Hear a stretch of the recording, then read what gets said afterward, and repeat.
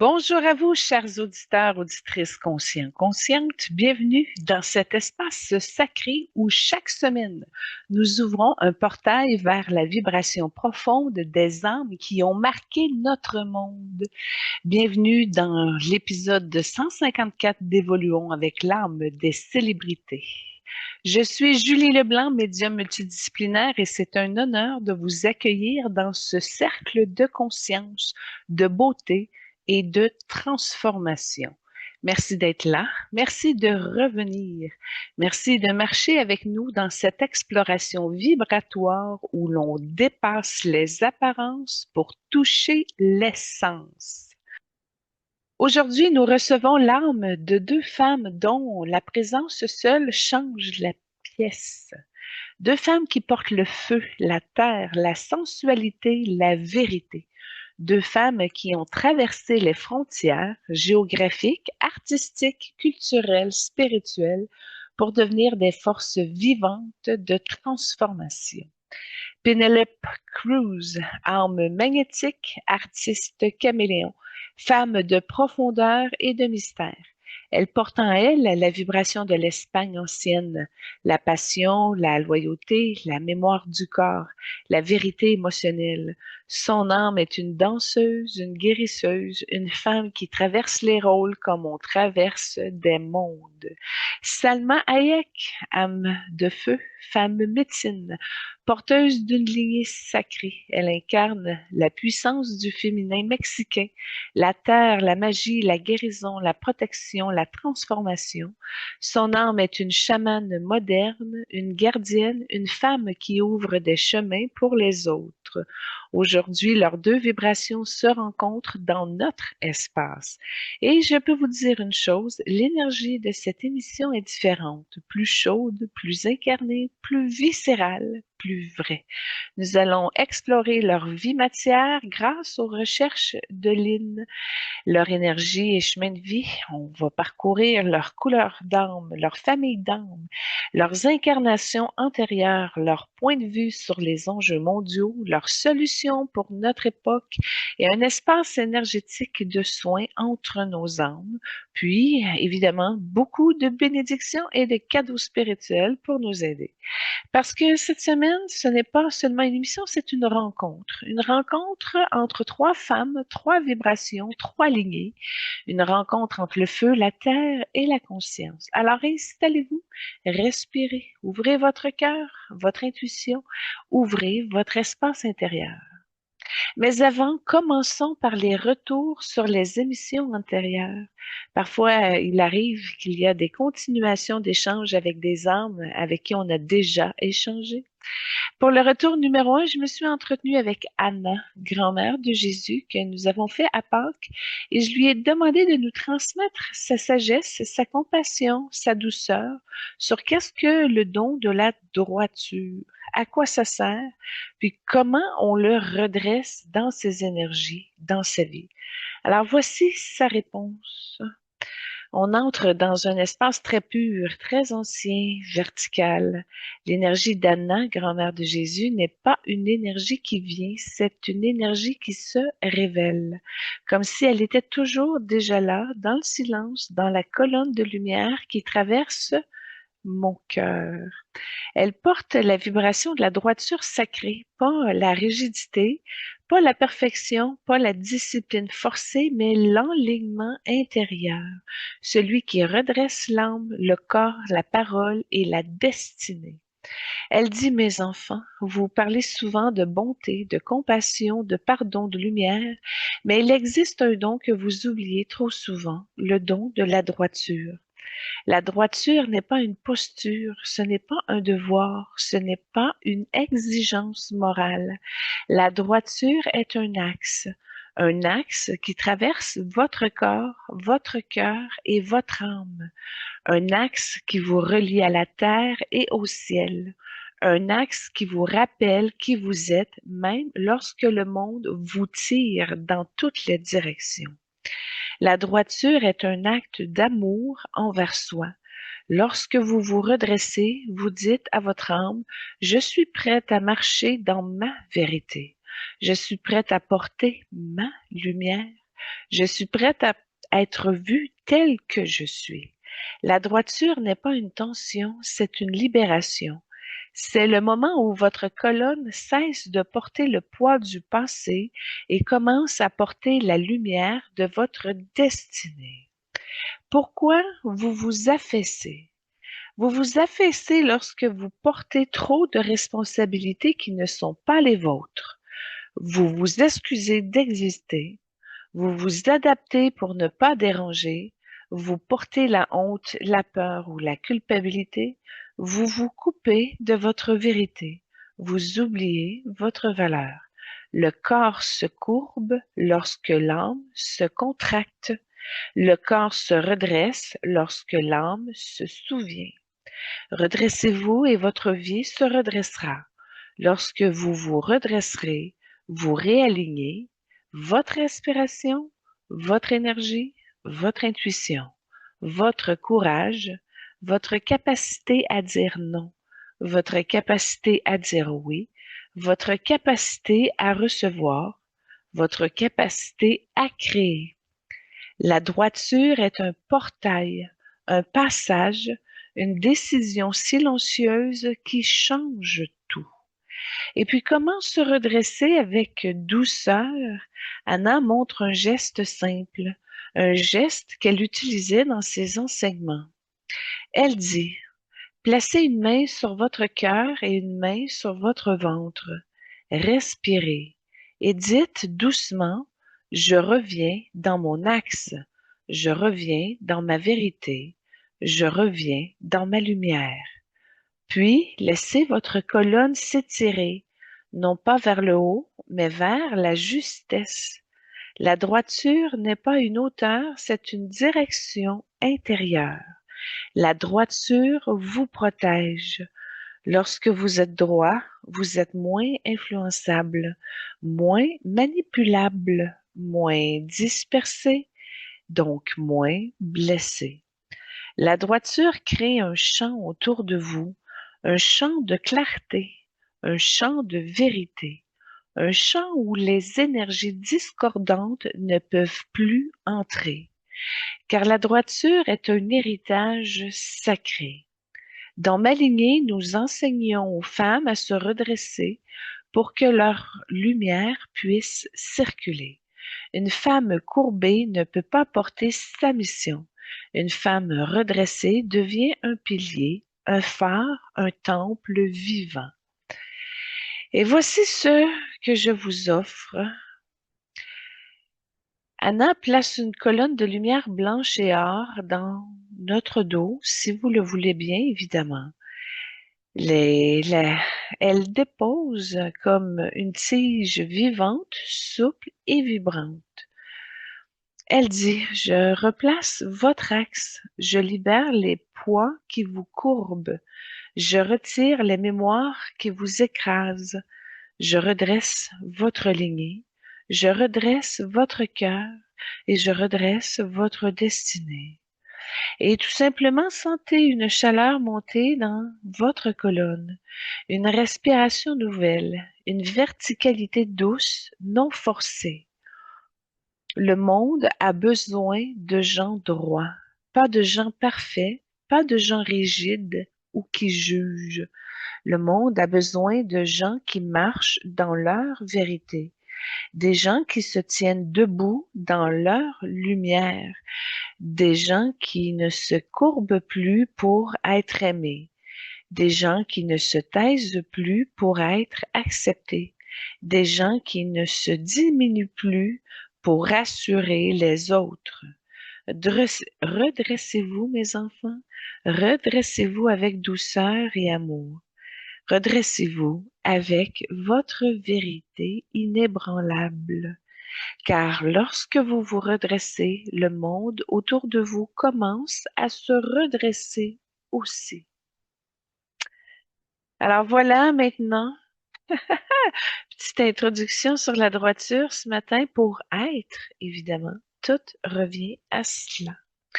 Poursuivons maintenant avec le retour numéro 2, notre fameuse table ronde céleste, un espace de rencontre d'âmes où elles doivent répondre à ceci. Quels sont nos enjeux mondiaux actuellement et les solutions personnelles puis collectives proposées, et également de conclure avec une bénédiction pour nous aider dans notre évolution. L'espace de la table ronde céleste s'ouvre comme une lumière, un cercle doré et légèrement brune, une vibration chaude, terrière, solide. Puis une présence se manifeste, pas dans la douceur, pas dans la légèreté, mais dans une force droite, une verticalité masculine, une énergie de pilier. Kirk Douglas apparaît comme un homme qui a traversé des tempêtes, des guerres, des blessures, des renaissances. Son aura est d'un or brûlé, traversé de lignes rouges, la couleur des âmes qui ont combattu, qui ont résisté, qui ont refusé de plier. Il avance avec une démarche assurée, presque militaire, mais son regard est doux, profond, lucide.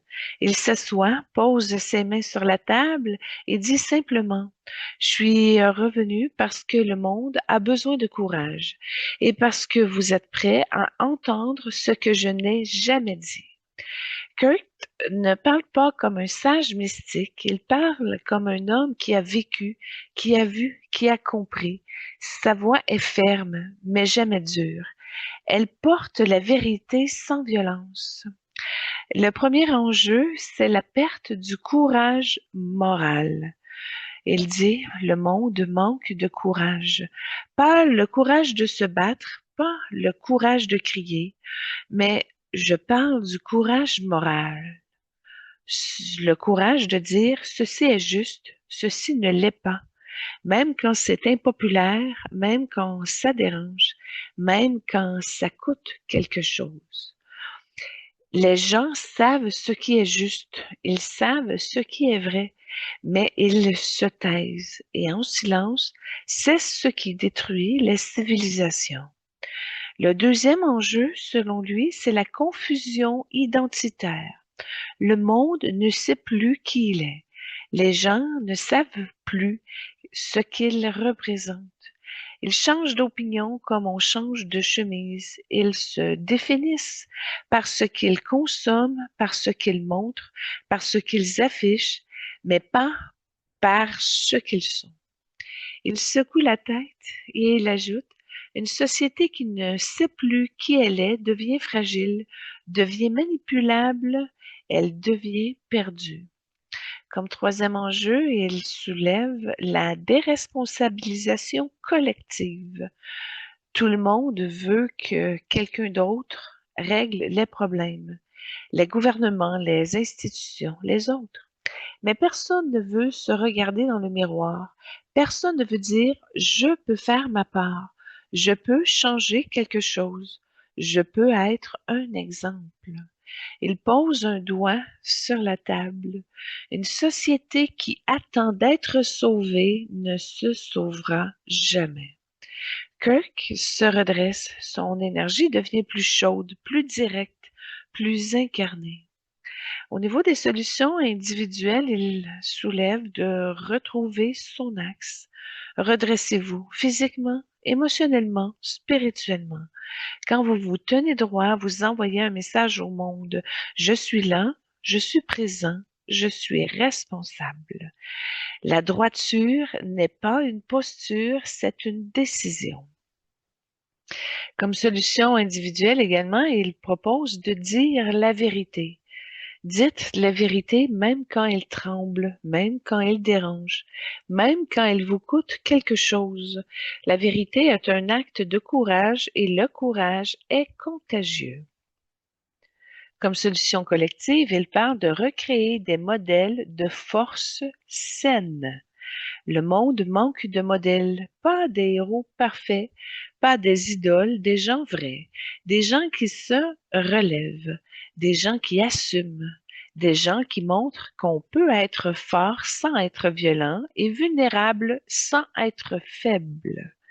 Il parle comme solution collective également de réhabiliter la responsabilité. La responsabilité n'est pas un fardeau, c'est une liberté. Quand vous prenez la responsabilité de votre vie, vous devenez libre. Quand une société prend la responsabilité de son avenir, elle devient forte. Kirk ferme les yeux. Une lumière dorée descend autour de lui comme un soleil intérieur. Et il dit, je vous bénis pour votre force, même celle que vous ne voyez pas encore. Je vous bénis pour votre courage, même celui que vous croyez avoir perdu. Je vous bénis pour votre vérité, même si vous n'osez pas encore dire. Que votre colonne se redresse, que votre cœur s'ouvre, que votre voix se libère, que votre vie devienne un acte de courage et que votre présence devienne un exemple. Il ouvre les yeux, son regard est clair, stable et ancré. Le monde n'a pas besoin de héros, il a besoin de gens droits. Soyez droits et le monde changera. Puis il incline la tête comme un guerrier qui reconnaît la force des autres et son énergie se dissout dans une lumière dorée. L'espace de la table ronde céleste se densifie soudainement. Pas de lumière douce, pas de voile nacré, pas de présence éthérée. C'est une énergie terre-feu, compacte, concentrée, comme un point de gravité qui attire tout vers le centre. Puis une silhouette apparaît. Tiger Woods avance avec une démarche lente, contrôlée, presque méditative. Son aura est d'un rouge profond traversé de lignes noires et or, la signature des âmes qui ont connu la pression extrême, la discipline absolue, la chute publique et la reconstruction intérieure. Il ne cherche pas à impressionner, il ne cherche pas à séduire, il ne cherche pas à se justifier. Il s'assoit, il pose ses mains sur la table et dit simplement, je suis ici pour parler de ce que j'ai appris, pas en gagnant, mais en tombant. Son regard est calme, lucide, presque désarmant. Il n'y a plus de façade, plus de rôle, plus de performance, juste un homme qui a traversé le feu.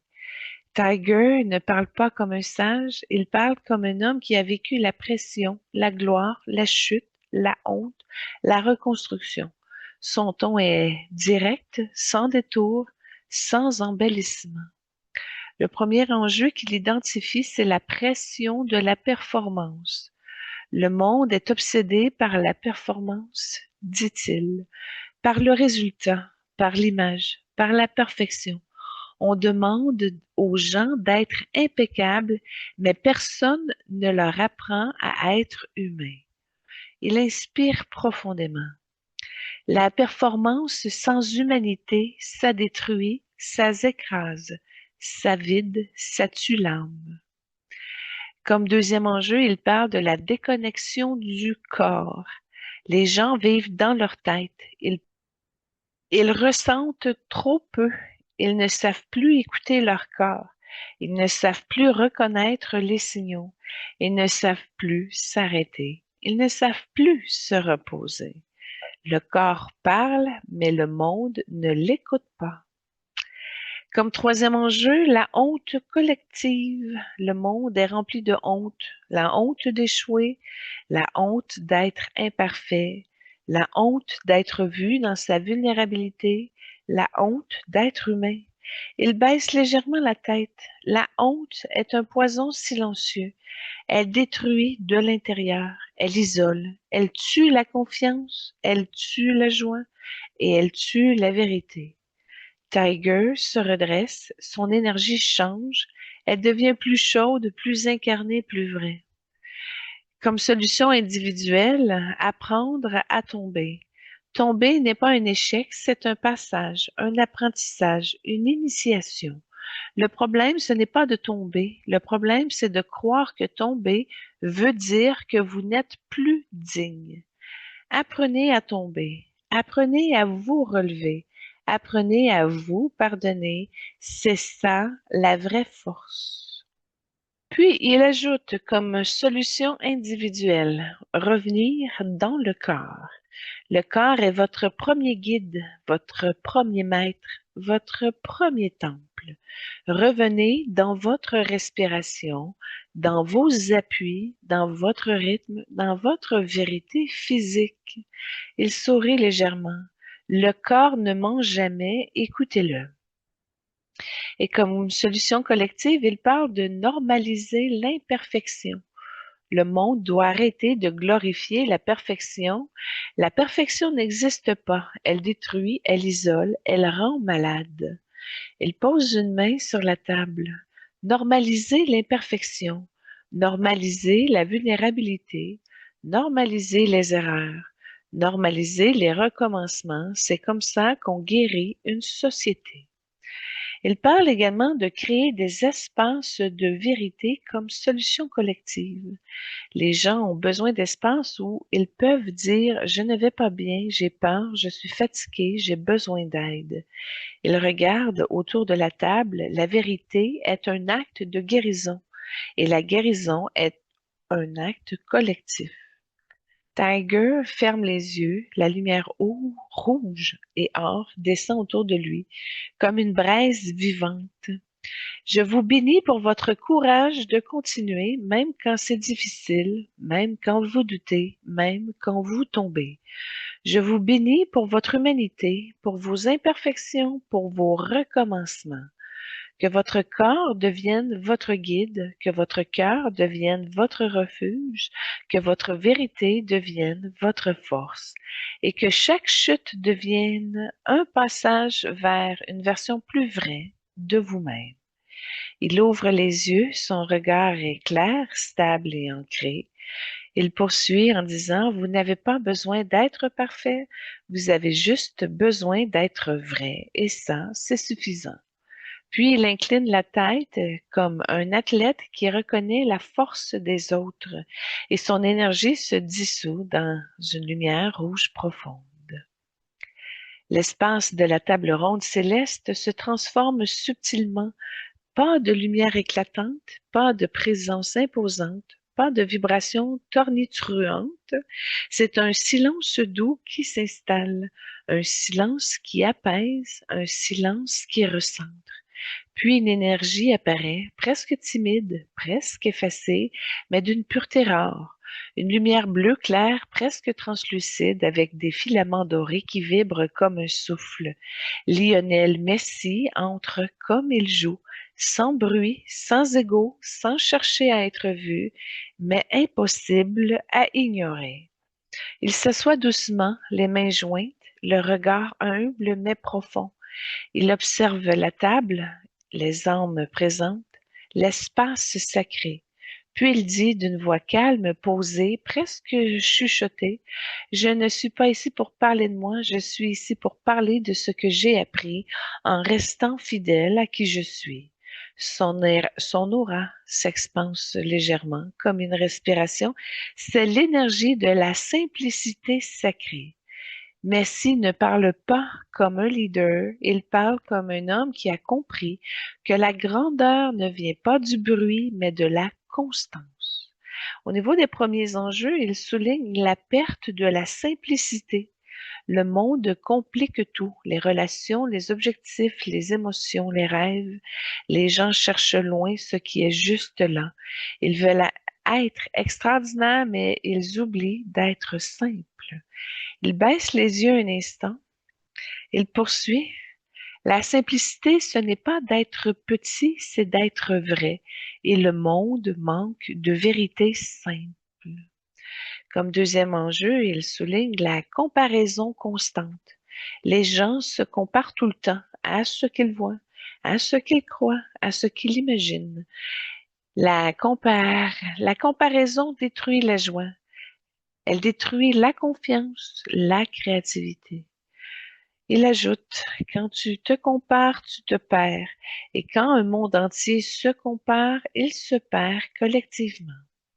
Le troisième enjeu, c'est la déconnexion du jeu. Messi relève la tête et son regard devient plus intense. Le monde a oublié comment jouer. Jouer pour le plaisir, jouer pour apprendre, jouer pour créer, jouer pour respirer, jouer pour vivre. Il inspire profondément. Quand un enfant joue, il est libre. Quand un adulte arrête de jouer, il se coupe de sa liberté. Et un monde sans jeu est un monde qui s'éteint.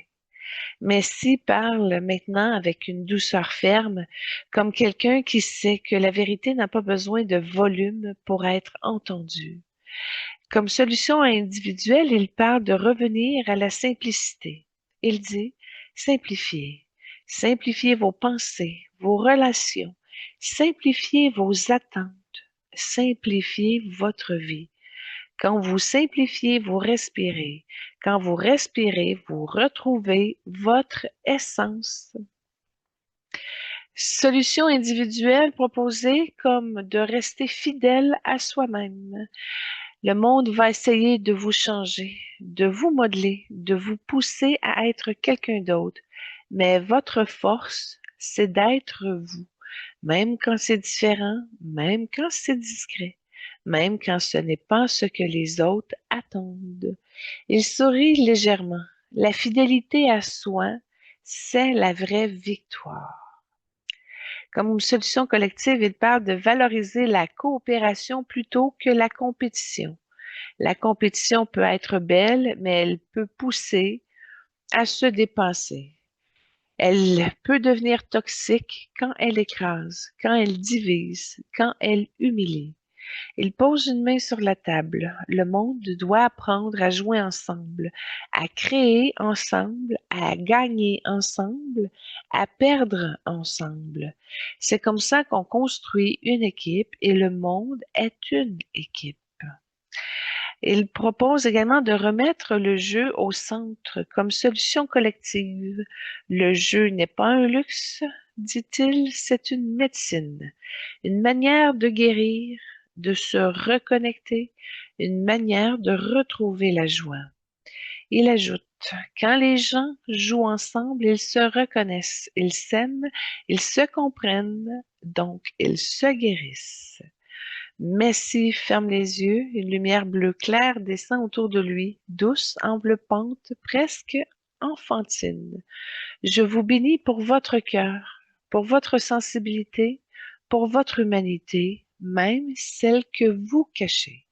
Je vous bénis pour votre simplicité, votre vérité, pour votre lumière discrète. Que vous retrouviez la joie simple, la joie de créer, la joie de jouer, la joie d'être vous.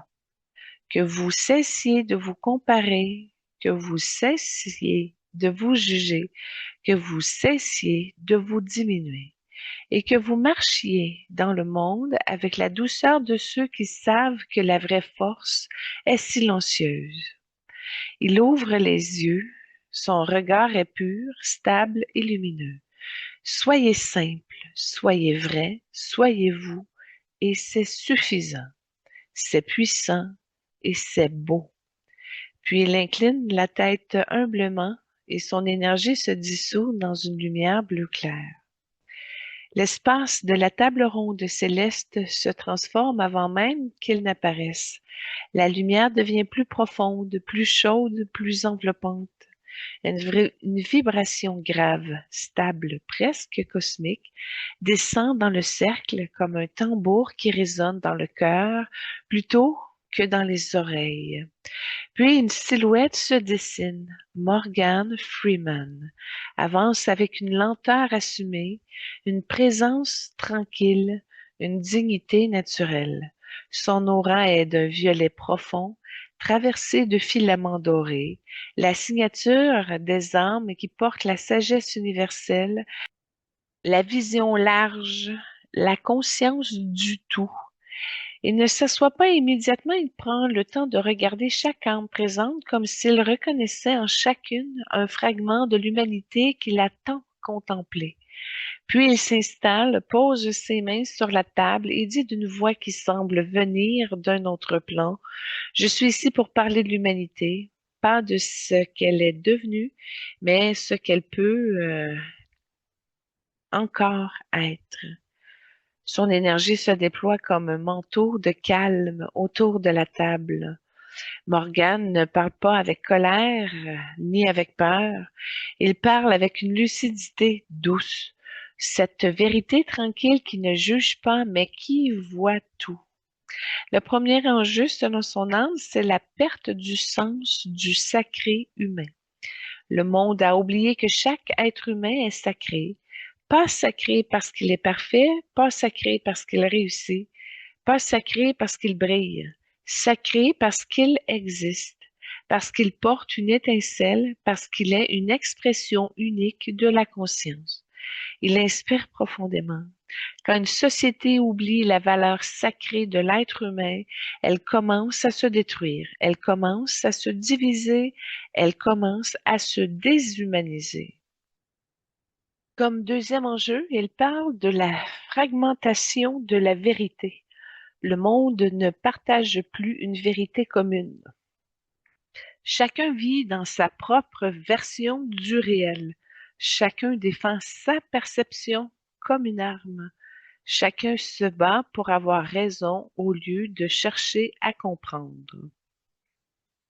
Il secoue doucement la tête. Il ajoute, une société qui ne partage plus une vérité ne peut plus se comprendre, ne peut plus s'unir, ne peut plus avancer. Comme troisième enjeu, il parle de la peur de l'inconnu. L'humanité a peur, peur de l'avenir, peur du changement, peur de l'autre, peur de perdre, de ne pas être assez, la peur de disparaître. Il pose une main sur la table. La peur est un voile qui empêche de voir ce qui est possible. Elle empêche de voir ce qui est beau, de voir ce qui est vrai. La peur est un voile. Elle empêche de voir ce qui est possible, de voir ce qui est beau. Elle empêche de voir ce qui est vrai. Morgane se redresse légèrement. Son énergie devient plus lumineuse, expansive, comme si la sagesse elle-même prenait forme. Comme solution individuelle, il parle de retrouver la présence. Soyez présent, dit-il. Présent à vous-même, présent à vos émotions, présent à votre vie, présent dans vos relations. La présence est une prière silencieuse, une manière de dire je suis ici, je suis vivant, je suis conscient. Il parle également de cultiver la compassion active. La compassion n'est pas un sentiment, c'est une action. C'est la manière dont vous regardez les autres, dont vous les écoutez, dont vous les traitez. La compassion est la force la plus puissante de l'univers. Elle transforme tout ce qu'il touche. Et puis, comme solution collective, il parle de reconstruire une vérité commune. Le monde doit réapprendre à écouter, à dialoguer, à chercher ensemble, à comprendre ensemble. La vérité n'est pas une arme, c'est un pont, un espace où les consciences se rencontrent. Il parle également de réhabiliter la sagesse. Le monde valorise la vitesse, la performance, l'apparence, mais il a oublié la sagesse. La sagesse est lente. La sagesse est profonde. Elle est stable. Elle est ce qui permet à une civilisation de durer. Morgane ferme les yeux. Une lumière violette et dorée descend autour de lui comme un manteau de paix. Je vous bénis pour votre humanité, pour votre lumière, pour votre fragilité, pour votre force. Je vous bénis pour votre capacité à aimer, même quand vous avez été blessé. Je vous bénis pour votre capacité à vous relever, même quand vous avez chuté. Que votre cœur devienne un refuge, que votre esprit devienne un phare, que votre âme devienne un pont, et que vous marchiez dans le monde avec la dignité de ceux qui savent qu'ils sont des fragments du divin. Il ouvre les yeux, son regard est profond, vaste, presque cosmique. Il ajoute, l'humanité n'est pas perdue, elle est en transition. Et vous, vous êtes ceux qui marchent en premier. Puis il incline la tête humblement et son énergie se dissout dans une belle lumière violette. L'espace de la table ronde céleste se met à vibrer comme une onde légère, presque musicale.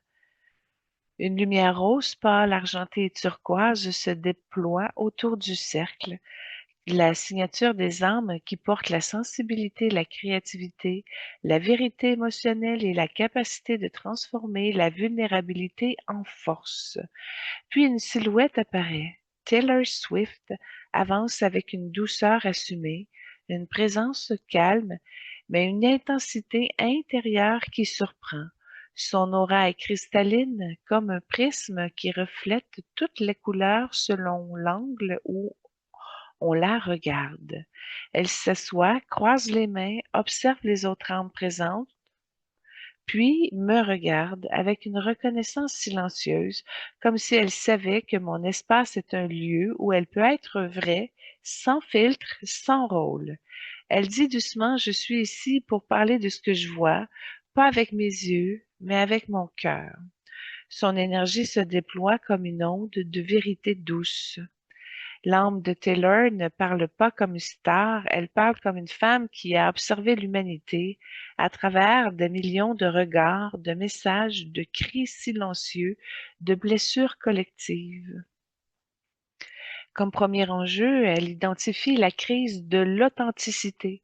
Le monde ne sait plus ce qui est vrai, les gens ne savent plus ce qu'ils ressentent vraiment, ils ne savent plus ce qu'ils veulent vraiment. Ils ne savent plus qui ils sont vraiment. Elle inspire profondément. L'authenticité est devenue une performance, une image, un concept, mais pas une expérience, et ça crée une souffrance immense. Comme deuxième enjeu, elle identifie la surcharge émotionnelle collective. Les gens ressentent trop, trop vite, trop fort, trop souvent. Ils absorbent les émotions des autres, les drames du monde, les attentes sociales, les projections, les critiques. Elle pose une main sur son cœur. Elle ajoute, le monde est émotionnellement saturé et personne n'a appris à filtrer, à protéger, à transformer. Comme troisième enjeu, elle souligne la fragmentation des relations. Les relations humaines deviennent fragiles, éphémères, conditionnelles. Les gens ont peur d'aimer, d'être blessés, peur d'être vus, peur d'être abandonnés, mais surtout peur d'être eux-mêmes. Elle baisse légèrement la tête. Le monde a besoin de relations vraies, pas parfaites, mais vraies. Taylor parle maintenant avec une clarté douce, une sagesse émotionnelle rare. Comme solution individuelle, elle propose d'écrire sa vérité. Écrivez, écrivez ce que vous ressentez, écrivez ce que vous ne dites pas, écrivez ce que vous avez peur d'avouer, écrivez ce que vous ne comprenez pas encore. L'écriture est une guérison, une libération, une révélation. Elle sourit légèrement. Quand vous écrivez votre vérité, vous arrêtez de la fuir. Elle parle également d'apprendre à se protéger émotionnellement. Vous n'êtes pas obligé de tout absorber. Vous n'êtes pas obligé de tout porter, de tout ressentir. Vous avez le droit de filtrer, de dire non, de vous retirer, de respirer, de vous protéger. La sensibilité n'est pas une faiblesse, c'est un talent, mais un talent qui doit être protégé. Comme solution collective également, elle soulève de créer des espaces de vérité émotionnelle, que le monde a besoin d'espaces où les gens peuvent dire « je me sens comme ça », sans jugement, sans honte, sans peur, sans masque. Elle pose une main sur la table. Elle ajoute « les émotions ne sont pas un problème, elles sont un langage et le monde doit réapprendre à les parler ». Elle parle également de valoriser la vulnérabilité comme une force. La vulnérabilité n'est pas un danger, c'est un pont, un lien, une ouverture, une vérité. Puis elle inspire profondément. Quand une société valorise la vulnérabilité, elle guérit, elle s'apaise, elle s'humanise. Taylor ferme les yeux, une lumière rose et argentée descend autour d'elle, douce, enveloppante, presque musicale. Je vous bénis pour votre cœur, pour votre sensibilité, pour votre vérité, même celle que vous cachez. Je vous bénis pour votre capacité à ressentir, même quand c'est difficile. Je vous bénis pour votre courage d'aimer, même quand vous avez été blessé. Que votre cœur devienne un refuge, que votre voix devienne un instrument, que votre vérité devienne une lumière, et que vous marchiez dans le monde avec la douceur de ceux qui savent que la sensibilité est une force. Elle ouvre les yeux, son regard est clair, tendre et profond. Elle ajoute: Soyez vrai, soyez sensible, soyez humain, soyez suffisant. C'est beau et c'est puissant. Alors voilà ce qui conclut notre voyage dans cette table ronde du jour. Enchaînons maintenant avec notre première trame sonore pour accompagner l'arrivée vibratoire de l'âme de Penelope Cruz. Je vous propose Cantado Volver, une chanson qu'elle interprète elle-même et qui porte toute la profondeur de ses racines espagnoles. Sa voix y révèle une vulnérabilité vraie, une nostalgie douce, une force féminine ancestrale. C'est une mélodie qui ne se contente pas d'être entendue, elle ramène à soi, elle ouvre la mémoire du cœur, elle fait vibrer la femme intérieure qui se souvient. Une porte parfaite pour entrer avec l'âme de Pénélope. Commençons par les informations matières provenant de notre recherchiste. Penelope Cruz Sanchez, née le 28 avril 1974 à Alcobendas, aujourd'hui intégrée à la communauté de Madrid. Son prénom n'est pas un hasard, il vient de Pénélope, une chanson de Juan Manuel Serrat que ses parents adoraient. Dès le départ, elle porte un nom chargé de poésie, de musique et de destin. Elle grandit dans une famille modeste mais aimante. Une mère andalouse, encarna, coiffeuse et propriétaire d'un salon, un père extrait madurien, Eduardo, homme d'affaires dans l'automobile. Elle est l'aînée d'une fratrie de trois, Monica, future danseuse et actrice, et Eduardo, musicien. Plus tard, après le divorce de ses parents en 1999, sa demi-sœur viendra compléter la famille, Salma, née en 2012. Pénélope décrit son enfance comme heureuse, simple, lumineuse. À 4 ans, elle joue déjà à faire semblant, consciente qu'elle incarne un personnage. Mais à cet âge, elle ne rêve pas d'être actrice, elle rêve de danse. Elle étudie la danse classique pendant 9 ans au Conservatoire national d'Espagne, complète 3 années de ballet espagnol, puis 4 années de théâtre à l'école new-yorkaise de Cristina Rota. La discipline, la rigueur, la grâce, tout se construit là. À 10 ans, elle tombe amoureuse du cinéma. Il n'y a pas de belle salle près de chez elle, mais elle dévore les films sur Betamax, un lecteur que son père lui achète, rare et précieux à l'époque. Le choc fondateur arrive avec Attache-moi de Pedro Almodóvar. Elle comprend alors ce qu'elle veut faire, jouer, raconter, vibrer. Elle cherche un agent très jeune. On la refuse 3 fois. Trop petite. Elle revient, elle insiste, elle persévère. À 15 ans, elle remporte une audition parmi 300 candidates. Son agente dira plus tard, elle était magique.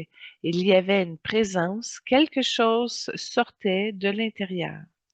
Entre 1990 et 97, elle anime l'émission La Quinta Marcha, apparaît dans un clip de Mécano, tourne une série rose. Mais c'est en 1992 que tout bascule. À 18 ans, elle tient le rôle principal de Jambon Jambon. Elle y rencontre Javier Bardem pour la première fois. Le film la propulse au rang de révélation et de sexe symbole. Elle n'était pas prête pour la nudité, dira-t-elle, mais elle ne regrette rien. Ça a changé ma vie. En 1993 à 96, elle tourne 10 films espagnols et italiens. À 20 ans, elle part vivre à New York pour étudier la danse et l'anglais, qu'elle ne maîtrise pas encore. En 97, elle enchaîne 3 rôles marquants: L'amour nuit gravement à la santé, En chair et en os et Ouvre les yeux, le futur Vanilla Sky.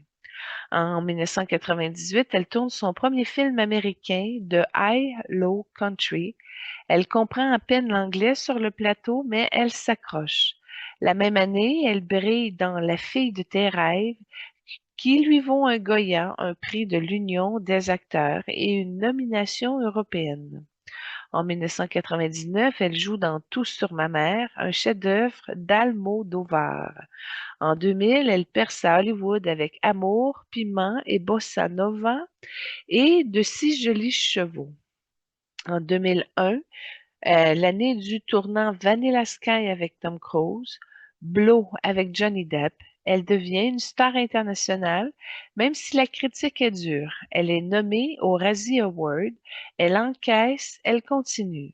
En 2002 et 2004, elle traverse une période de films mal reçus, mais en 2005, elle revient en force avec Sahara, Chromophobia, À corps perdu et surtout The Bandidas avec Salma Hayek.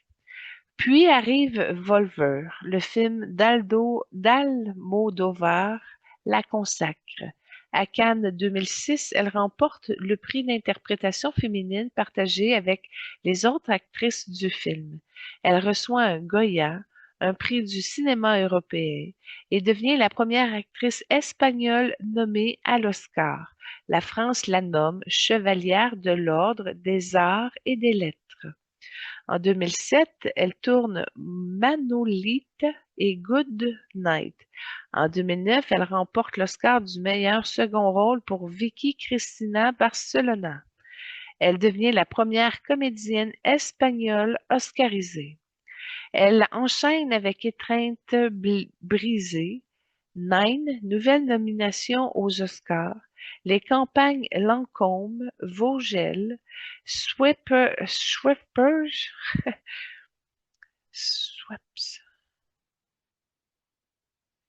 Schweppes et même une publicité Nintendo où elle se déguise en Mario Bros. En 2011, elle rejoint Pirates des Caraïbes, La Fontaine de Jouvence, le film mal reçu mais triomphe au box-office.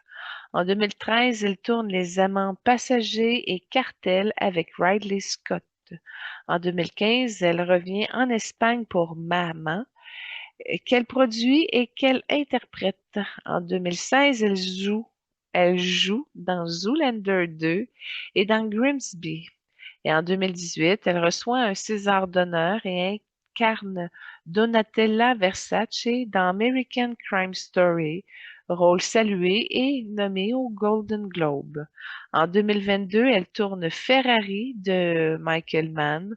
En 2025, elle retrouve Javier Bardem dans The Bunker de Florian Zeller. Côté vie privée, Pénélope a connu plusieurs relations comme Nacho Cano, Gigi Sarasola, Thomas Obermayr, Tom Cruise, Matthew McConaughey, mais c'est avec Javier Bardem, son ami depuis 92, qu'elle construit sa vie. Elle se fiance en 2009, se marie en secret aux Bahamas en 2010 et ils ont 2 enfants ensemble, Leonardo, né en 2011, et Luna en 2013. Pénélope mesure 1,63 m et possède une fortune estimée entre 85 et 95 millions de dollars américains. Elle soutient 13 organisations caritatives, 20 causes humanitaires, dont l'UNICEF, Greenpeace, PETA, RAID, la Saint-Jude, la Croix-Rouge, Global Green, Artistes pour la paix et la justice, etc. Elle s'engage pour les enfants, les femmes, l'environnement, la santé, les droits humains, la lutte contre la pauvreté et l'esclavage moderne. En 2014, le magazine Esquire la nomme la femme la plus sexy du monde. Aujourd'hui, Penélope Cruz est l'une des actrices les plus respectées de sa génération. C'est une femme de feu, de discipline, de cœur, une artiste qui a traversé les critiques, les échecs, les triomphes, une mère, une épouse, une philanthrope, une muse d'Almodovar, une pionnière espagnole à Hollywood, une femme qui a transformé sa passion en destin. Et je vous présente la deuxième trame sonore pour accompagner l'énergie sensuelle et magnétique de Penélope Cruz. Je vous propose cette scène où elle danse la salsa pour Paul Walker dans Noël. Cette séquence est un bijou. Pénélope y déploie toute sa féminité, sa douceur, son feu intérieur, sa grâce instinctive. C'est une danse qui n'est pas seulement chorégraphiée, elle est vécue, ressentie, offerte. Une vibration parfaite pour entrer dans son âme, dans son rythme, dans sa vérité. Et on a aussi également, quand on regarde ça, une vague de compassion pour Paul Walker qui est obligé d'assister à ce fabuleux spectacle.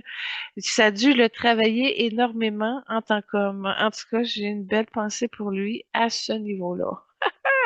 Il a été très chanceux d'assister à ça, mais de composer avec tout ça, wow, ça a dû être quelque chose. C'est le moment de la lecture de ces énergies, dont celle de la Terre qui est très forte. C'est l'archétype de la femme sensuelle, stable, enracinée, mais aussi l'artiste qui transforme la matière en beauté. Donc, dans ces éléments dominants, la terre apporte la discipline, l'endurance, la constance. Puis le feu, dans ses transits de carrière, amène la passion, l'intensité, le magnétisme. Puis on y va ensuite dans une autre couche où on voit beaucoup la beauté, l'art, le charisme, la sensualité, le travail acharné, la lente ascension, la maturité précoce.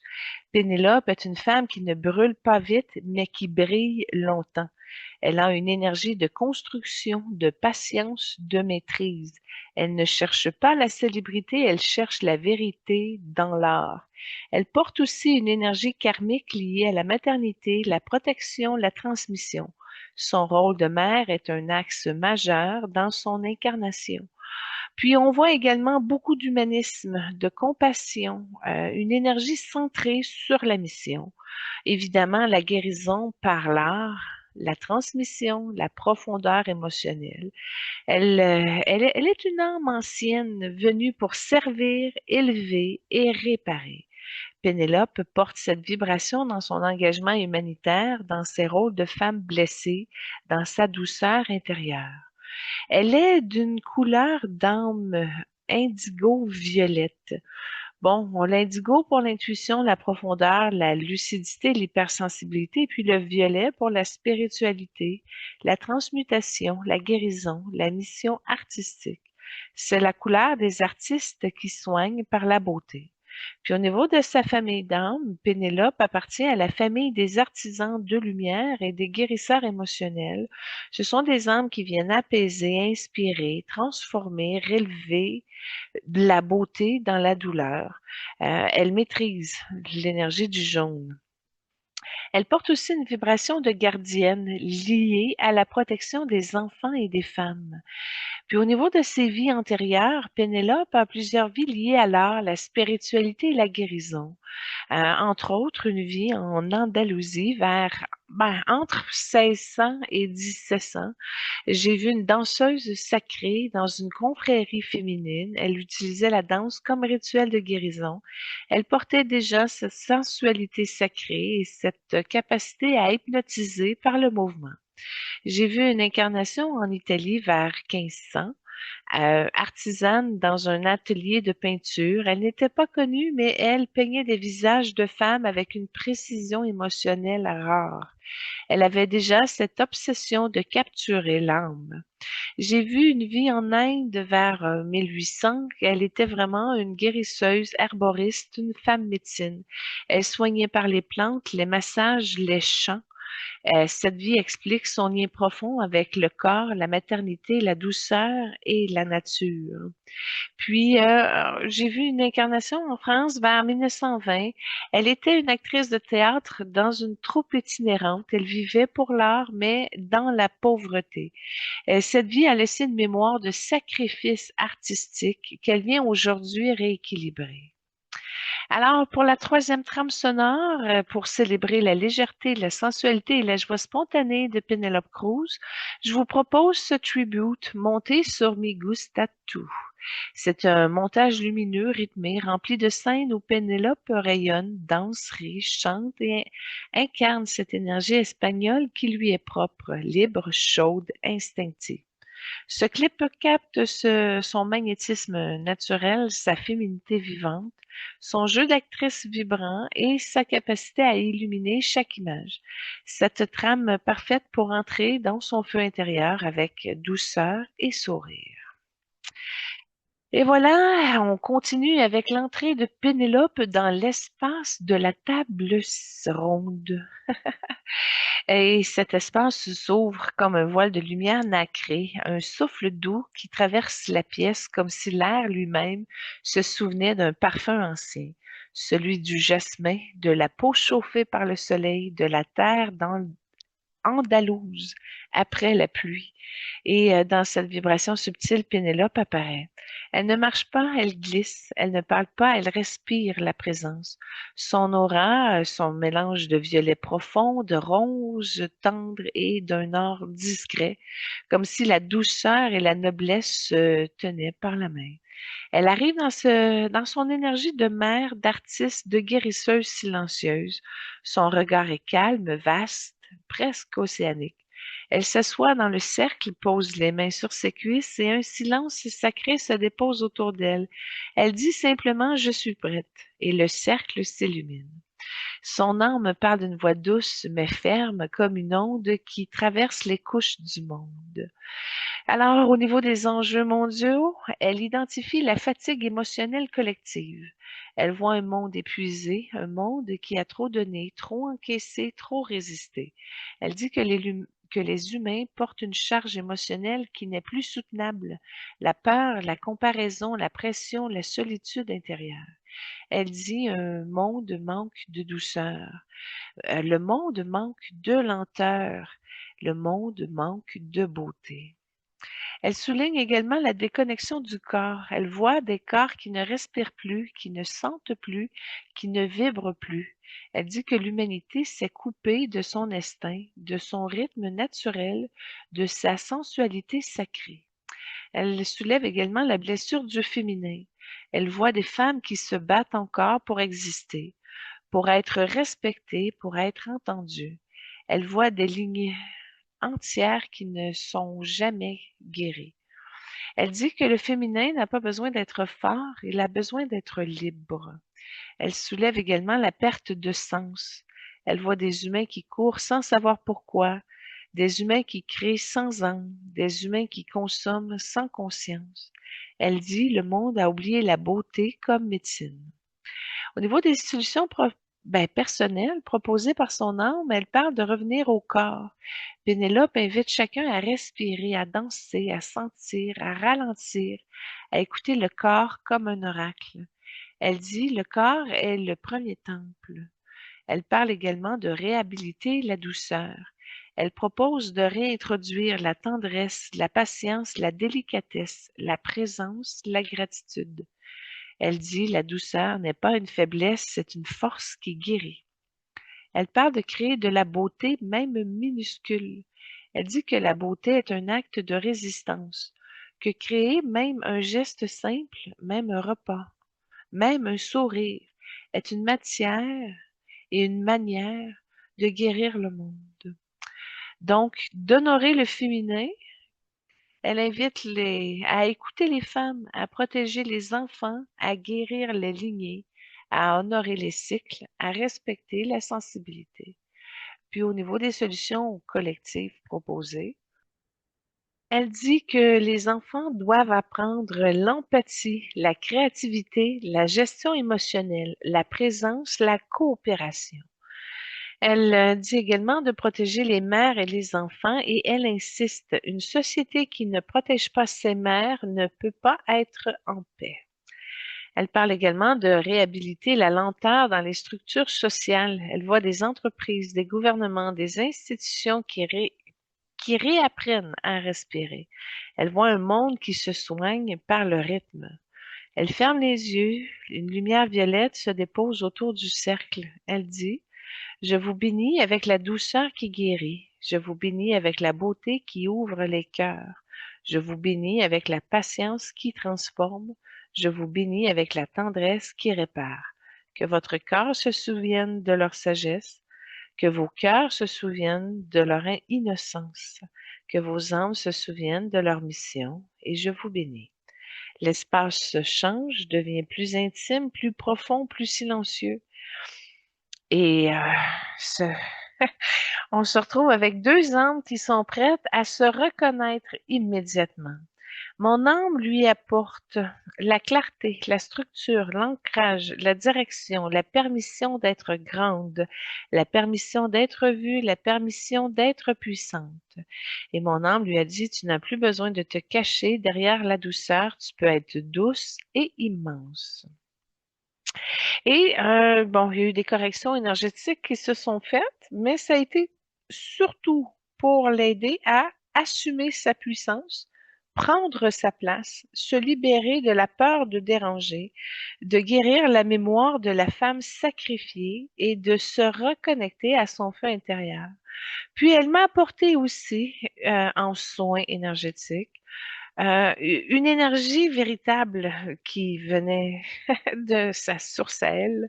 Et ça m'a apporté de la douceur, de la paix, de la lenteur, de la sensualité, de la beauté comme médecine, la permission de me reposer et la permission de recevoir. Puis, dans les échanges, ça durait plutôt 15 minutes, mais ça m'a aidé, ça a apaisé mon système nerveux, ça a guéri ma fatigue émotionnelle, ça a retrouvé la tendresse envers moi-même. Ça m'a permis de réhabiliter la douceur dans ma mission, puis de me reconnecter au corps comme temple. Mon âme lui a offert une couronne de lumière dorée qui est un symbole de souveraineté, de puissance assumée, de leadership sacré, de visibilité alignée. Puis elle m'a offert une rose violette vibrante, vivante, qui ne se fane jamais. Elle représente la guérison émotionnelle, la beauté intérieure, la douceur retrouvée, la paix du cœur, la sensibilité sacrée. Alors, si en votre âme vous êtes prête à recevoir ces deux cadeaux, faites tout simplement vibrer de la gratitude, ouvrez votre cœur et recevez. Et puis, j'ai posé ma main sur son cœur d'âme, évidemment. Une lumière blanche est descendue et je lui ai dit, Pénélope, je te bénis pour ta douceur, ta beauté, ta vérité. Je te bénis pour tout ce que tu transmets, pour tout ce que tu guéris, pour tout ce que tu portes. Je te bénis pour ta mission, ta lumière, ta présence. Que ton chemin soit doux, vaste et libre. Je t'honore, je te remercie, je te bénis. On va y revenir un peu plus tard. On va poursuivre avec notre deuxième invitée, Salma Hayek. Et puis ensuite, on va faire un pont entre les deux parce qu'effectivement, elles se sont déjà connues dans d'autres incarnations. Alors, pour la première trame sonore de Salma, pour honorer son énergie sensuelle, hypnotique et indomptable, je vous propose cette scène mystique d'une nuit en enfer où elle danse avec une intensité presque surnaturelle. Cette performance est devenue légendaire. Salma y incarne le feu sacré, la puissance du féminin sauvage, la beauté qui fascine autant qu'elle dérange. C'est une danse qui ne séduit pas, elle ensorcelle. Une trame parfaite pour entrer en relation avec son âme, dans sa magie, dans son mystère. Alors, commençons par la partie matière, l'histoire d'une femme monde de feu, de courage et de révolution. Salma Valgarma Ek Jiménez, née le 2 septembre 1966 à Coatzacoalcos, dans l'État du Veracruz, au Mexique. Elle porte en elle un héritage rare, un père libanais, Sami Aek, fils d'immigrants de Bagdad, ingénieur dans une compagnie pétrolière, et une mère mexicaine d'origine espagnole, Diana Jiménez Medina, chanteuse d'opéra. Deux continents, deux cultures, deux traditions et une enfant qui grandit entre la musique, la discipline, la foi et la liberté. Elle a un frère, Sami Aek Jr., qui deviendra designer reconnu. Salma, elle, rêve très tôt d'un destin hors du commun. À 12 ans, ses parents l'envoient étudier à l'Académie du Sacré-Cœur en Louisiane. Mais Salma est trop vive, trop libre, trop intense. Elle se fait renvoyer par les sœurs.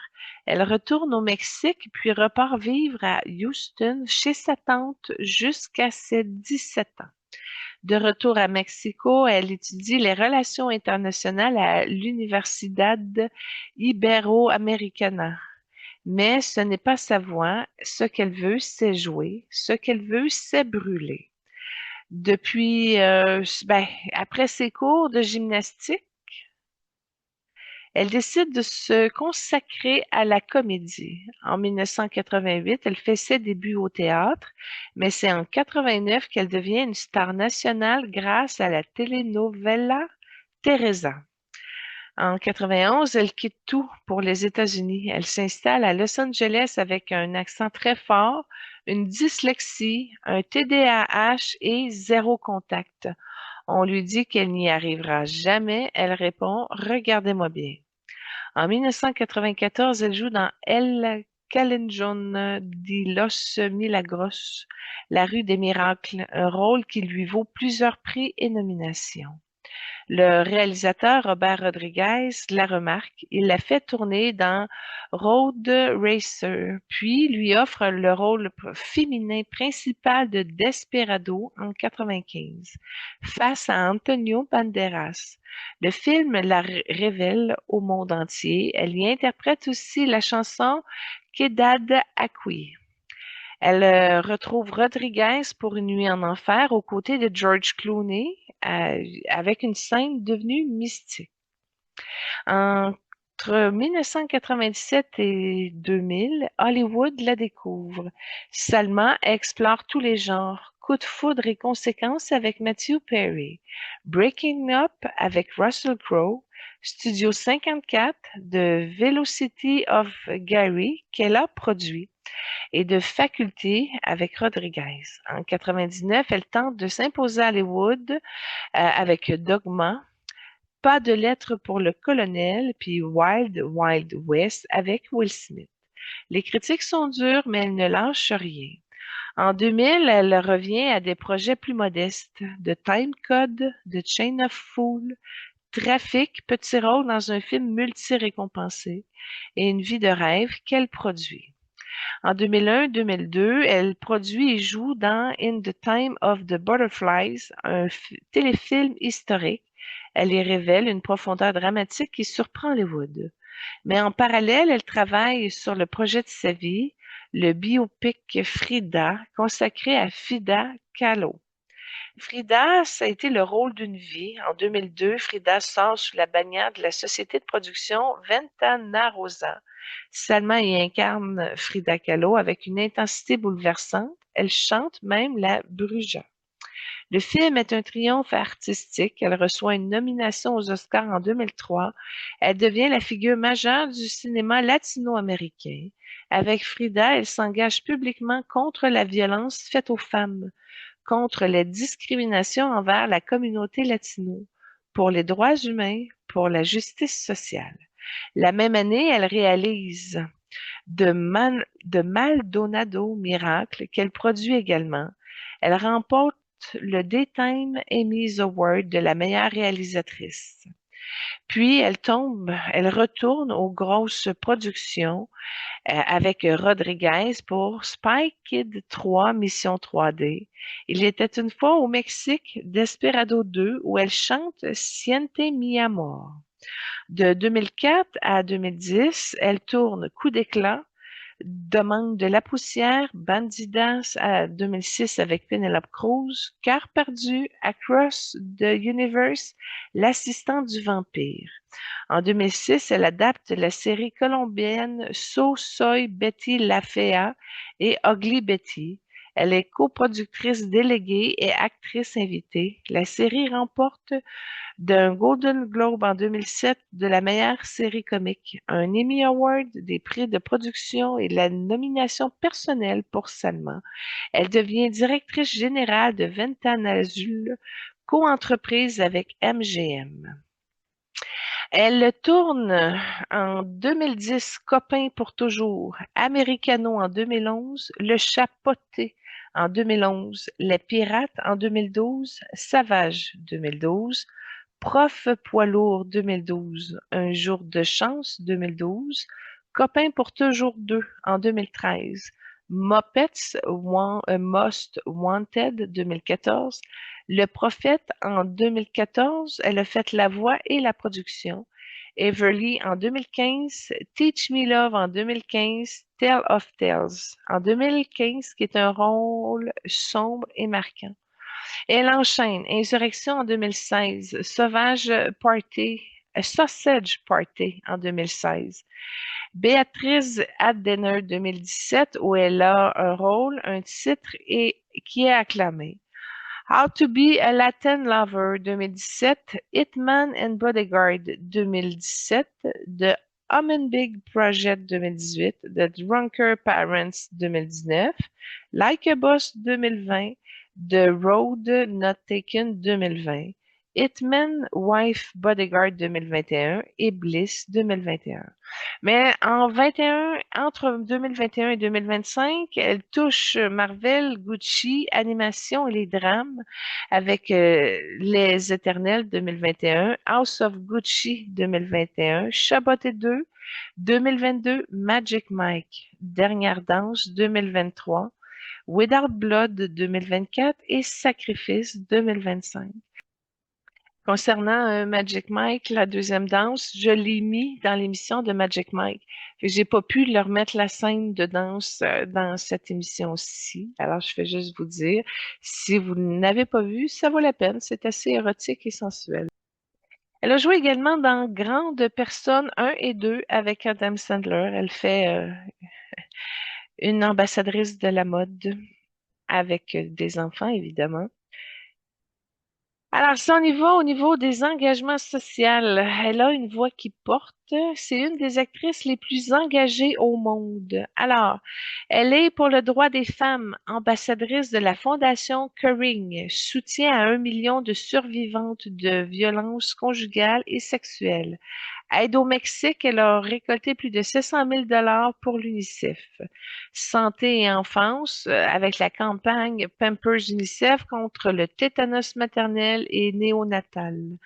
Au niveau des crises humanitaires, elle visite les réfugiés syriens au Liban, soutient aux causes liées à l'addiction et à l'adoption. Elle contribue à Notre-Dame à la reconstruction de la cathédrale qui a brûlé en France. Justicia Para Giovanni, elle devient la porte-parole du mouvement après la mort de Giovanni Lopez, victime de violences policières au Mexique. Alors, dans les distinctions et nominations, là, 20 récompenses majeures, 50 nominations internationales, une étoile sur le Walk of Fame en 2021, chevalier de la Légion d'honneur 2012, commandeur de l'Ordre des arts et des lettres en 2024. Elle est une des actrices latino-américaines les plus récompensées de l'histoire. Au niveau de la vie privée, ben, elle a été en couple avec Edward Atherton et là, Edward Norton.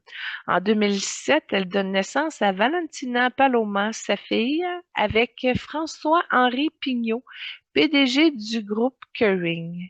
Elle pense arrêter sa carrière, Pinot, si oppose. Ils croient en elle. Ils se marient le 14 février 2009 à Paris. Ils renouvellent leurs vœux en 2018. Elle mesure 1,57 m, pèse environ 54 kilos. Elle est dyslexique et TDA et elle a une fortune de 200 millions de dollars américains. Alors, Salma, c'est une enfant rebelle, une femme de feu, une actrice qui a brisé les frontières, une productrice visionnaire, une réalisatrice primée, une militante, une mère, une pionnière latino-américaine à Hollywood, une femme qui a transformé ses blessures en puissance, ses origines en force et sa voix en arme. Elle est l'une des figures les plus influentes du cinéma mondial, une femme qui ne s'excuse jamais d'être grande, libre, intense et entière. Et pour la deuxième trame sonore, pour révéler la dimension mythique et intemporelle de Salma Hayek, je vous propose sa danse d'Esmeralda, un moment où elle incarne la beauté sacrée, la sensualité libre, la puissance féminine à l'état pur. Dans cette scène, Salma ne joue pas, elle devient l'archétype, la muse, la femme qui fascine et qui élève. Chaque mouvement est une offrande, chaque regard est une invocation, c'est une trame parfaite pour entrer dans la lecture de son énergie profonde, mystique et magnétique. Et je vous avoue, j'étais tentée de vous mettre comme trame sonore un clip qu'elle a fait avec Ricky Martin. Avec Ricky Martin. 1, 2, 3, Maria. Elle danse avec Ricky. Fait que c'est la bohème d'Esmeralda. En tout cas, j'ai eu un choix crucial à faire ici. Alors, au niveau de ces éléments dominants dans ces énergies, bien évidemment, une énergie de la Terre très forte. Au niveau de la structure, de la discipline, la précision. Une énergie de feu aussi très forte pour l'intensité, la puissance, la sexualité, la transformation. C'est une énergie d'intelligence, de stratégie, de communication, mais en même temps, elle a comme une lune très sensible, avec une émotivité, une intuition et beaucoup d'empathie. Selma est une femme de maîtrise, de contrôle, de perfectionnisme. Mais sous cette structure, il y a un volcan, une énergie de transformation, de rébellion et de guérison par le feu. Elle porte une mission liée à la justice, à la défense des femmes, à la lutte contre les abus, à la transformation des systèmes, à l'introspection, la sagesse, la quête du sens, la spiritualité et la vérité intérieure. Elle fait partie des chercheurs, des visionnaires, des rebelles spirituels. Salma porte une vibration dans son engagement, dans sa profondeur, dans sa capacité à voir derrière les masques. Et puis au niveau de sa couleur d'âme, Salma est une âme rouge or. Rouge pour le feu, le courage, l'instinct, la sexualité, la survie, la puissance, et l'or pour la noblesse, le leadership, la mission, le rayonnement et la guérison par la vérité. C'est la couleur des guerrières sacrées. Salma appartient à la famille des guerrières de lumière et des réformatrices. Ce sont des âmes qui viennent briser les systèmes injustes, défendre les opprimés, porter la voix des sans-voix, de transformer les structures sociales. Elle porte aussi une vibration de prêtresse liée à la sexualité sacrée et à la guérison du féminin. Puis au niveau de ses vies antérieures, Salma a eu plusieurs vies liées à la lutte, à la justice, à la transformation. J'ai vu une incarnation au Moyen-Orient vers 900. Puis ça touchait aussi une deuxième vers les années 1100. Mais c'était une prêtresse guérisseuse dans un temple dédié à la déesse Ishtar. Elle utilisait la danse, les parfums et les rituels pour guérir les femmes. Cette vie explique son magnétisme et sa sexualité, sa sensualité sacrée. Puis j'ai vu une vie en Espagne vers 1400, une femme accusée de sorcellerie pour avoir aidé des femmes battues. Elle a été persécutée. Cette mémoire explique son engagement actuel contre la violence faite aux femmes. J'ai vu une vie en Amérique du Sud vers 1700, chef d'un petit groupe de guérillos. Il défendait les populations locales contre les colons. Cette vie explique son courage, son leadership et son feu intérieur. Et j'ai vu une incarnation en France vers les années 1800. Écrivaine clandestine publiant sous un pseudonyme masculin, elle dénonçait les injustices sociales. Cette vie explique son lien avec la France, sa Légion d'honneur et son rôle de porte-parole. Pour honorer la douceur de Selma, nous procédons avec la troisième trame sonore. Ben oui, ça honore sa douceur, sa profondeur, sa sensualité intime. Je vous propose cette scène où elle interprète Siente mi amor. C'est un chant. Sa voix est chaude, veloutée, presque chuchotée, comme une caresse qui traverse l'âme. C'est une chanson qui révèle une autre facette de Salma, la femme tendre, vulnérable, amoureuse, celle qui chante avec le cœur plutôt qu'avec la technique. Une trame parfaite pour entrer dans son essence émotionnelle, sa vérité intérieure, dans la beauté de son féminin sensible. Alors, c'est le moment où Sanma fait son entrée à la table ronde. L'air change avant même qu'elle n'apparaisse. Une chaleur douce envahit les pièces comme si un soleil intérieur venait de s'allumer. Une vibration rouge âre, dense, vivante, presque animale, se déploie autour du cercle. Puis une silhouette se dessine, d'abord floue, puis nette, puis souveraine. Salma entre comme une reine antique, pas une reine distance, une reine guerrière, une reine protectrice, une reine qui a traversé le feu et qui en porte encore les braises dans les yeux. Elle avance avec une assurance tranquille, une puissance maîtrisée, une sensualité sacrée.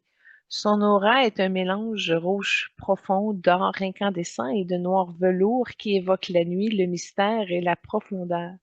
Elle s'assoit dans le cercle, croise les jambes, pose ses mains sur son cœur et dit simplement: Je suis là, je suis entière. Et l'espace se densifie autour d'elle. Son âme parle avec une voix chaude, grave, vibrante, une voix qui ne caresse pas, mais c'est une voix qui réveille. Au niveau des enjeux mondiaux vus par l'âme de Salma, elle dénonce la violence systémique. Elle voit un monde où la violence est devenue structurelle. La violence contre les femmes, contre les enfants, contre les peuples, contre la terre, contre les corps, contre la vérité.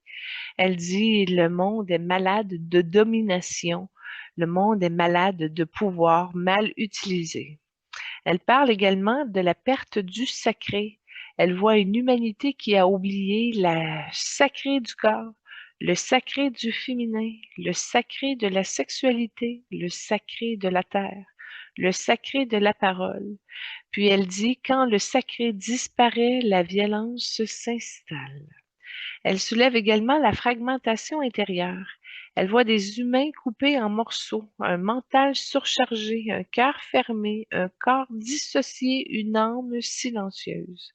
Elle dit: l'humanité doit se rassembler en elle-même avant de se rassembler entre elles. Elle parle également de la part du pouvoir féminin. Elle voit des femmes qui s'excusent d'être puissantes, des femmes qui se diminuent, qui se censurent, qui se trahissent pour être acceptées. Elle dit: le monde a peur des femmes qui se tiennent debout et c'est précisément pour cela que nous devons nous tenir debout. Au niveau des solutions personnelles, elle propose de reprendre son pouvoir personnel. Seulement, elle invite chacun à dire non, à poser des limites, à se respecter, se choisir, se protéger, se libérer des loyautés toxiques. Elle dit: le pouvoir n'est pas une domination, le pouvoir est intégrité.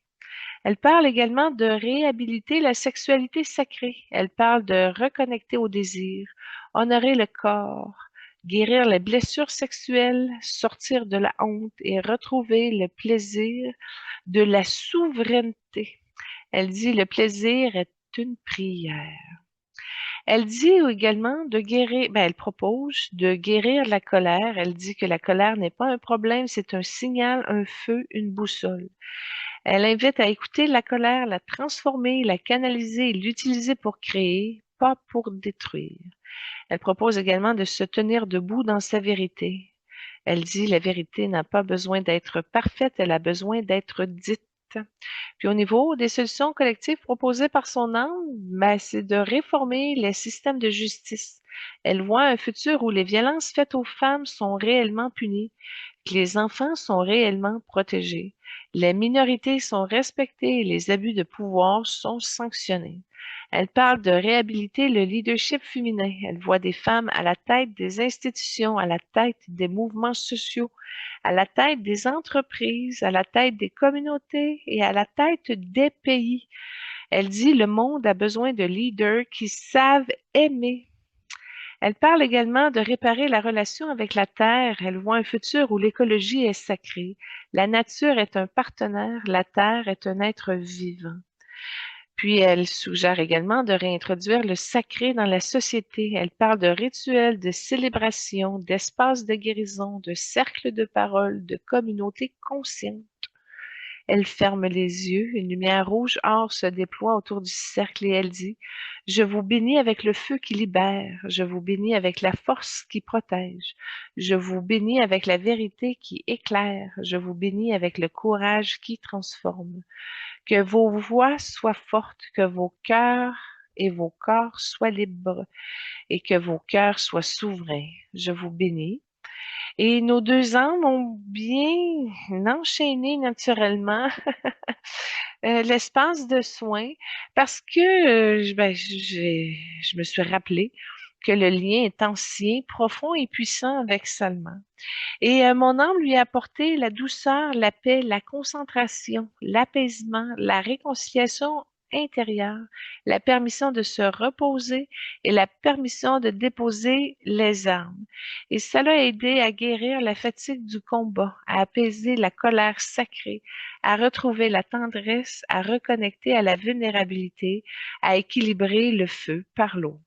Puis mon âme lui a dit, tu n'as plus besoin de porter le monde seul. Ça a joué dans mes codages, ça a libéré des aspects dans mes chakras, ça a nettoyé, purifié mon troisième œil, ça a renforcé mon ancrage. Et puis dans l'échange de soins, ben, de mon côté, j'ai accueilli ce qu'elle voulait m'apporter. Elle a vraiment misé sur l'énergie de la force, de la souveraineté, de la vérité, de la puissance, de la protection, de la capacité de dire non, la capacité à me choisir. Puis elle m'a aidé à couper des liens toxiques, à sortir la peur de déranger, à assumer ma grandeur, à incarner mon feu, puis à me tenir debout dans ma mission. Puis elle m'a dit, tu n'es pas venue pour être petite, tu es venue pour ouvrir la voie. Et puis, ben, je lui ai offert une coupe d'eau sacrée, un symbole de guérison, d'apaisement, de purification, de réconciliation, de douceur retrouvée. Puis elle m'a offert une épée de lumière rouge or, symbole de vérité, de protection, de puissance, de souveraineté, de courage et d'ancrage. Puis elle m'a dit, cette épée n'est pas faite pour blesser, elle est faite pour ouvrir les chemins. Alors, si vous les voulez également, ces cadeaux-là, vous descendez dans votre cœur, acceptez-les et vous allez voir, vos énergies vont se transformer. Et c'est alors que j'ai posé ma main sur son plexus solaire, une lumière blanche et rouge s'est déposée. Et je lui ai dit, seulement je te bénis pour ta force, ta vérité, ton feu sacré. Je te bénis pour tout ce que tu protèges, pour tout ce que tu libères et pour tout ce que tu transformes. Je te bénis pour ta mission, ton courage, ta lumière, que ton chemin soit vaste, libre et souverain. Je t'honore, je te remercie, je te bénis. Et je vous ai dit tantôt que je revenais sur Pénélope et Salma parce qu'elles ne sont pas seulement 2 actrices, elles sont, ben, pas non plus que 2 femmes puissantes.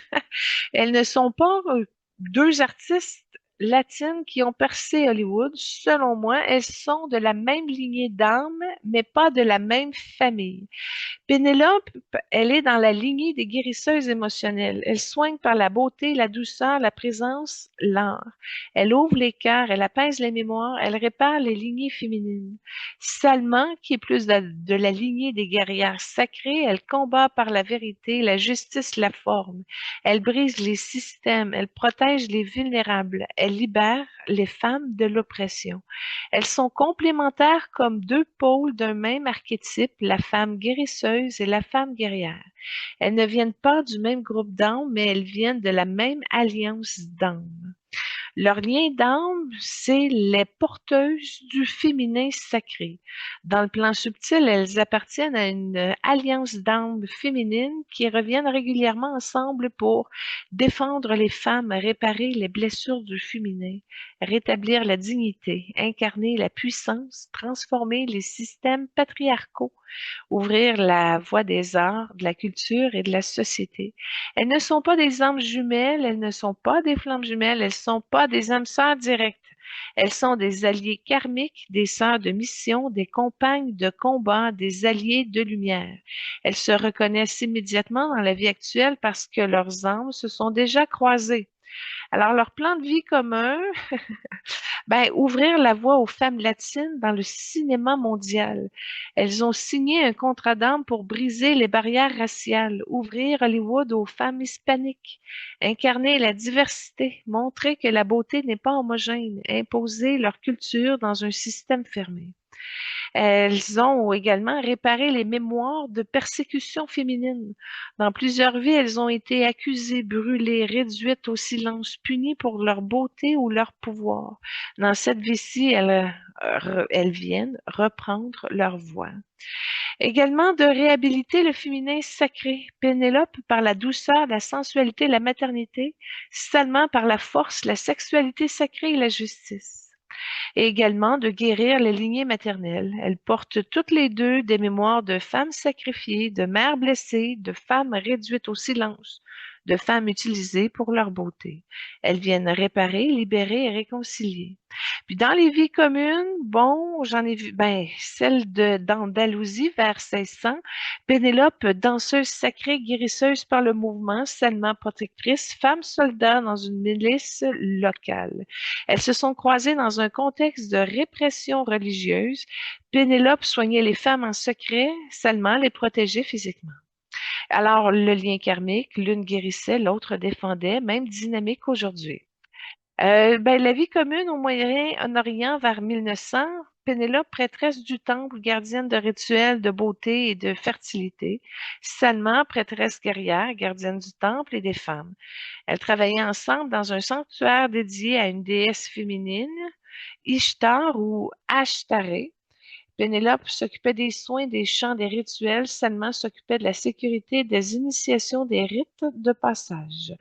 Puis le lien karmique, ben, elles formaient un duo sacré. Elles protégeaient le féminin ensemble. J'ai vu une incarnation commune en Méditerranée vers 1500. Pénélope, artiste, peintre de portraits féminins. Salma, mécène, protectrice, femme de pouvoir. Salma finançait un cercle d'artistes féminines clandestines. Pénélope en faisait partie. Elles ont travaillé ensemble pour préserver l'art féminin dans une époque hostile. Au niveau de leur lien karmique, ben, c'est une collaboration artistique, une protection mutuelle, puis une mission commune de transmission. Puis en Amérique du Sud, vers 1700, j'ai vu une guérisseuse de village chez Pénélope, herboriste, Salma, chef d'un petit groupe de résistants. Ils se sont retrouvés dans un contexte de colonisation violente. Pénélope soignait les blessés, Salma menait la résistance. Le lien karmique, la lutte commune, la solidarité et la protection du peuple. Et puis, au niveau de l'Europe, vers 1920, Pénélope, actrice de théâtre dans une troupe itinérante, seulement journaliste engagée, écrivait sur les injustices sociales. Elles se sont rencontrées dans un café d'artistes. Elles ont collaboré sur un projet artistique dénonçant la condition des femmes. Le projet a été censuré. Le lien karmique, mission commune de vérité, l'expression artistique et les dénonciations des injustices. Ce que leurs âmes font ensemble dans cette vie, Pénélope, guérie par la beauté, apaise, incarne la douceur sacrée, ouvre les cœurs, transmet la mémoire du féminin. Salma, guérie par le feu, combat, incarne la puissance sacrée, ouvre les chemins, protège les femmes. Ensemble, ils réactivent un archétype ancien, la guérisseuse et la guerrière. Elles viennent toutes les deux réparer les lignées féminines, défendre les femmes, transformer les systèmes, ouvrir des voies dans l'art, incarner la puissance du féminin sacré et de rétablir l'équilibre entre douceur et force. Donc, elles sont deux forces archétypales revenues ensemble pour la mission collective. Alors, le cercle se referme doucement comme un souffle qui revient à la source. La lumière autour de nous n'est plus celle de l'entrée, ni celle des révélations, ni celle des guérisons. C'est une lumière mélangée, fusionnée, unifiée, de violet, de Pénélope, de rougeur de Salma, de mon blanc doré qui relie, qui élève et qui bénit. Les trois vibrations se superposent, se reconnaissent, se complètent. Elles forment un triangle sacré, beauté, vérité, guérison. Et dans cet espace, il n'y a plus de frontières, plus de rôles, plus d'hiérarchie. Il n'y a que des âmes qui se regardent, qui se reconnaissent et qui s'honorent. Pénélope, avec sa douceur profonde, son regard océanique et son aura violette, se tient à ma gauche. Salma, avec son feu sacré, sa présence souveraine, son aura rouge or, à ma droite. Et moi, au centre, non pas comme une maîtresse de cérémonie, mais comme un pont, un canal, une gardienne. Elles me regardent, elles savent que j'ai tenu l'espace, elles savent que j'ai porté la vibration et que j'ai permis cette rencontre. Et Pénélope passe un message final. Elle pose la main sur mon cœur, sa voix douce, elle porte loin. Et ça fait une correction à mon œil gauche et à son œil gauche aussi, comme si ça travaillait une nerf optique en arrière. Elle dit: «Merci de m'avoir créé un espace où la douceur n'est pas un luxe, mais une force. Merci d'avoir permis à la beauté d'être une médecine. Merci de rappeler au monde que la sensibilité est un pouvoir. Je te bénis pour ta capacité à apaiser, à accueillir, à révéler. Continue d'être un refuge, continue d'être une lumière douce, d'être une guérisseuse silencieuse. Le monde a besoin de ta tendresse.» Et je lui ai donné un beau cœur mauve avec du rose fuchsia dedans pour la remercier. Et Salma a posé une main sur mon plexus solaire, sa voix chaude, profonde, vibrante. Elle dit: «Merci d'avoir tenu l'espace pour la vérité. Merci d'avoir permis au feu de circuler sans brûler. Merci d'avoir accueilli la puissance sans la craindre. Je te bénis pour ton courage, ta force et ta souveraineté. Continue de dire non, continue de te choisir, continue de protéger ce qui est sacré. Le monde a besoin de ton feu.» Et une vague or rouge a traversé le cercle. Les deux femmes posent maintenant chacune une main sur moi, Pénélope sur le cœur, Salma sur le ventre, et moi je respire. Le violet et le rouge or se mélangent dans mon corps, ils deviennent une spirale, une danse, une fusion. Ils ont activé en moi la douceur qui guérit, la force qui protège, la beauté qui élève, la vérité qui libère, la paix qui apaise et le feu qui ouvre les chemins. Mon âme s'est élargie, détendue, le cœur s'est ouvert, la mission s'est clarifiée et s'est mieux incarnée. Et ils me disent ensemble: «Tu n'es pas seul, tu ne l'as jamais été, tu ne le seras jamais. Nous marchons avec toi, nous te reconnaissons, nous te bénissons.» Et Pénélope a offert une rose violette, Salma a offert une épée rouge or.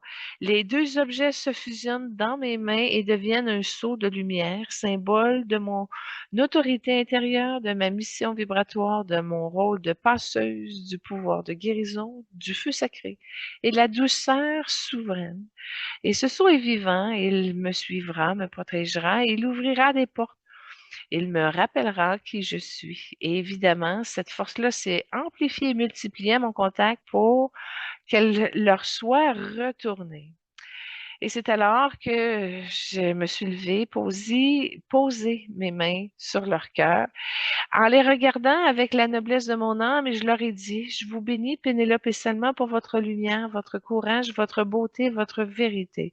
Je vous bénis pour tout ce que vous portez, tout ce que vous guérissez, tout ce que vous transmettez. Je vous bénis pour vos lignées, vos missions, vos chemins. Que votre art continue d'élever, que votre voix continue d'ouvrir, que votre présence continue d'inspirer. Je vous honore, je vous remercie, je vous bénis.» Et c'est une dernière vague de lumière qui a traversé le cercle, puis tout se dissout doucement comme un rêve qui laisse une trace dans le cœur. Et voilà, la table ronde céleste se referme doucement comme un grand souffle qui revient du cœur. Nous venons de traverser un espace rare, un espace sacré, un espace où la beauté, la vérité, la guérison se sont rencontrées à travers les âmes de Pénélope Cruz et Salma Hayek. Avant de vous laisser partir, j'aimerais prendre un moment pour vous remercier profondément, vous, toutes ces personnes qui rendent cette émission possible, à mon équipe visible et invisible, technique et intuitive, humaine et spirituelle. Merci pour votre présence, votre rigueur, votre sensibilité, votre soutien constant. Merci de tenir l'espace avec moi semaine après semaine pour que chaque émission puisse exister, vibrer, toucher et transformer. À vous, nos auditeurs, nos cœurs ouverts, nos compagnons de route, nos âmes curieuses, merci d'être restés jusqu'à la fin. Merci de recevoir ces transmissions et merci de marcher avec nous dans cette exploration du féminin sacré, du masculin guéri et de la conscience incarnée. Votre présence change tout. Votre écoute est un acte d'amour.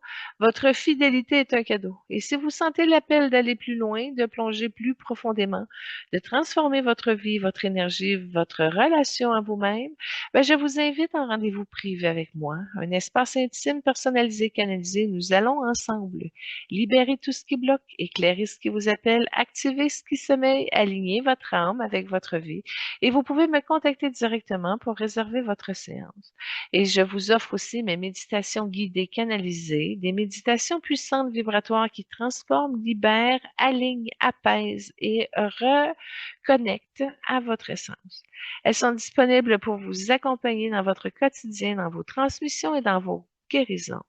Puis, pour ceux qui veulent aller plus loin encore, mes formations sont là pour vous aider à comprendre votre énergie, à développer vos dons, à canaliser, à vous ancrer, à vous élever, à devenir la version la plus alignée de vous-même. Puis, je vous invite également à soutenir notre mission. Si cette émission vous touche, vous nourrit, vous élève, je vous invite à poser un geste simple mais précieux. Aimez notre page Facebook. Abonnez-vous à notre chaîne YouTube qui porte le même nom, Émission Évoluons avec l'âme des célébrités. Puis, partagez l'émission sur vos réseaux sociaux. Chaque partage, chaque like, chaque commentaire permet à notre travail de rayonner, permet à d'autres personnes de recevoir ces messages, puis permet à cette vibration de se propager. Et n'oubliez pas, vous êtes une partie essentielle de cette mission. Et surtout, revenez nous voir. On se retrouve vendredi prochain à midi sur YouTube pour une nouvelle émission, de nouvelles âmes, de nouvelles explorations de conscience et de nouvelles guérisons. Merci d'être là, merci d'être vous et d'évoluer avec nous. À vendredi prochain avec tout mon amour, toute ma gratitude et ma lumière. Soyez bénis. Namasté.